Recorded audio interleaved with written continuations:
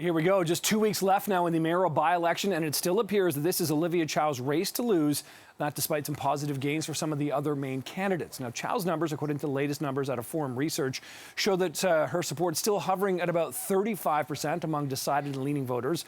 Mark Saunders sitting in second there at 14. Anthony Furey has moved up to third, with Anna Bilow just behind him.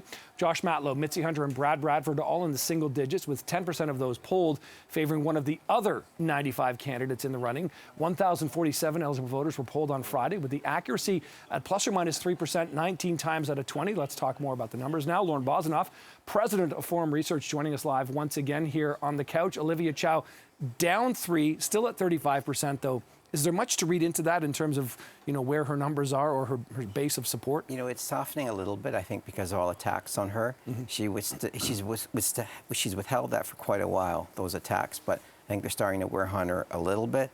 So she is down 3 points, 35. She's still way ahead. Mm-hmm. There's no one even in the 20% range, so everyone else is in the teens or lower. So, she's going to coast to this the way it looks right now. And that's what I was going to say. There are 2 weeks to go where we're seeing a little bit of momentum for Anthony Furey, who really, in your polling, has only really been registering for the last 3 weeks. Before that, he was sort of a hash mark. So it's really a race for second place in a way. Yes. So here's where the consolation prize is important. If you can win, I think, the second place or even third. So, for example, John Tory came in second in 2003 against David Miller, went on, of course, to become mayor eventually.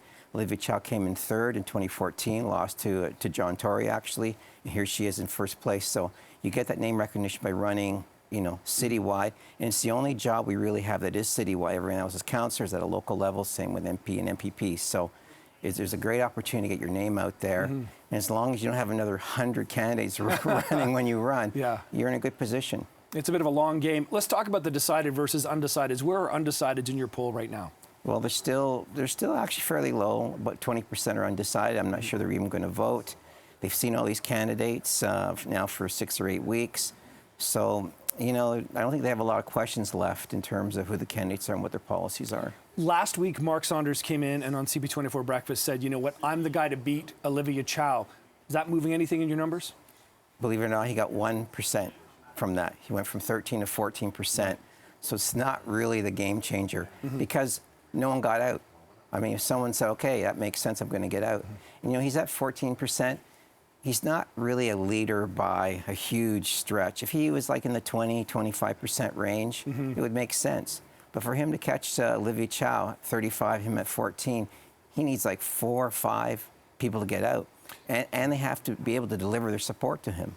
Exactly. I mean, that's what I was saying. I mean, if Brad Bradford, if Mitzi Hunter, if Josh Matlow suddenly said, hey, let's go over here to Saunders, which I'm not necessarily sure any of those candidates would necessarily do that. Like you said, you still got to get all those voters to come behind as well, which doesn't necessarily move, especially the way we've seen in your numbers, right? That's right. And they've left this so long that they can't withdraw from the ballot. Like, they're all going to be on the ballot anyways, whether they're still running or they're throwing your support to someone else. Their name will be there. They're still going to get some share of the vote now. Okay, it is pretty fascinating to watch. Lauren Bosanoff, always appreciate you coming in and sort of breaking down the numbers for us on Breakfast. Thanks for the time this morning. Thank you.